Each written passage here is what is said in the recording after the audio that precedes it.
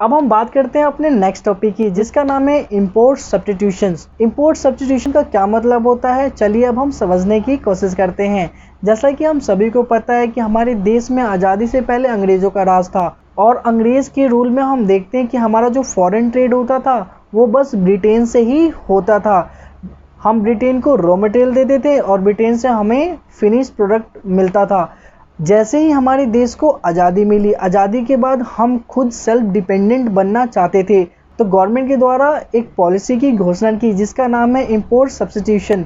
इसमें क्या होता था, इसमें होता यह था, हमने इंपोर्ट करवाना कम कर दिया और इसके बदले जो इंपोर्ट विदेशों से होता था उसे अपने देश में बनाने की कोशिश करने लगे। इसके लिए गवर्नमेंट ने दो पॉलिसीज़ बनाई, फर्स्ट टैरिफ पॉलिसी और सेकंड कोटा पॉलिसी।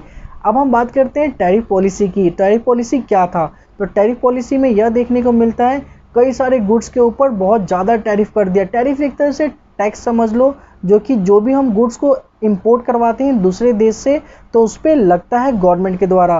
तो हम देखते हैं कि कैसे गवर्नमेंट के द्वारा टैरिफ बढ़ा दिया जाता था, और टैरिफ बढ़ा देने से जो इंपोर्टेड गुड्स थे वो ऑटोमेटिकली महंगे हो जाते थे, और महंगे हो जाने की वजह से हमारे देश के अंदर वो ज़्यादा नहीं बिक पाते थे।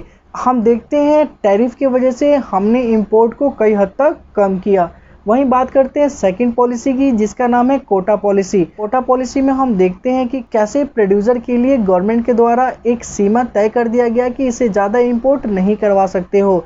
अगर इसे ज़्यादा इंपोर्ट करवाते हो तो उस पर बहुत ज़्यादा टैक्स देना पड़ेगा, जिस वजह से जितने भी प्रोड्यूसर थे तय सीमा से ज़्यादा इंपोर्ट नहीं करवाते थे। इस वजह से हमने अपने इंपोर्ट में कई हद तक कमी लाई। यही बात करते हैं, वैसे रीज़न क्या था इंपोर्ट सब्स्टिट्यूशन के पीछे, तो रीज़न था हम अपने देश के जो स्मॉल स्केल इंडस्ट्रीज़ थे उनको डेवलप करना चाहते थे। जब विदेशों से सामान आने लग जाता था, क्योंकि हमें पता है कि फॉरेन में कई सारे ऐसे कंट्रीज़ थे जो हमसे बहुत ज़्यादा डेवलप हो चुके थे, हमसे ज़्यादा टेक्नोलॉजी यूज़ करते थे, जिस वजह से उनके द्वारा बनाए जाने वाले गुड्स का जो कीमत कॉस्ट होता था वो बहुत कम होता था, और वही प्रोडक्ट अगर इंडिया में आता था तो कम कीमत की वजह से जल्दी बिक जाता था, जिस वजह से हमारे देश का जो स्मॉल स्केल इंडस्ट्रीज़ है उनका सामान नहीं बिक पाता था, जिस वजह से हमने इंपोर्ट सब्स्टिट्यूशन की कोशिश की। और साथ ही बात करते हैं सेकंड पॉइंट की, तो जिसमें हम देखते हैं कि गवर्नमेंट इंपोर्ट सब्स्टिट्यूशन के पीछे इसीलिए लगी हुई थी ताकि हमारा जो फॉरेन करेंसी है, हमारा फॉरेन रिजर्व है वो बचा रहे, वो कम ना हो। अगर हम इंपोर्ट करवाते हैं तो हमें पे करना पड़ेगा, अगर हमें पे करना पड़ेगा तो हमारे पास जितने भी फॉरेन करेंसी है वो दूसरे देश में चले जाएंगे, जिस वजह से गवर्नमेंट ने इंपोर्ट सब्स्टिट्यूशन पे फोकस किया। तो आज के चैप्टर में हमने बहुत कुछ पढ़ा, तो होप सो आपको समझ आ गया होगा। अगर आप लोगों को समझ आ गया है तो हमें कमेंट करके ज़रूर बताइए, और सब्सक्राइब करना ना भूलें। सब्सक्राइब के साथ ही बेल आइकन को दबा दें ताकि हमारे जितने भी लेटेस्ट वीडियो है उसको आप देख सकें।